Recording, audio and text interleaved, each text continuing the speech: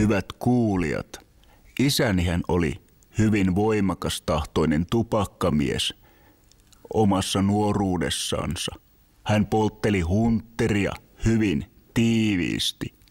Äitini sen sijaan käytti perjantaisin pienen askisen Bostonia, niin kuin meillä päin sanottiin.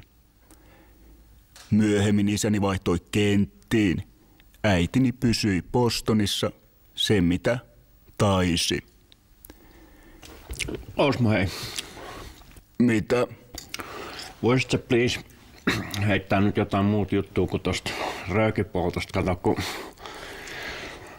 mut ihan suoraan sanoen tekee tää lakko aika tiukkaa, eikä näistä hiton laastareista on mitään jeesiä, vaikka nää ois hitto missään.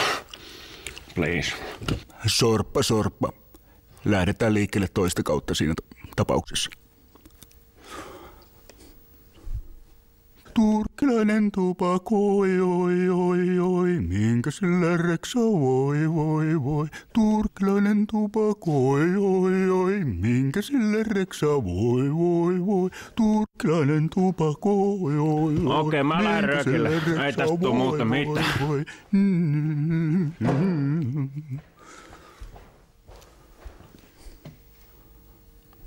Näin.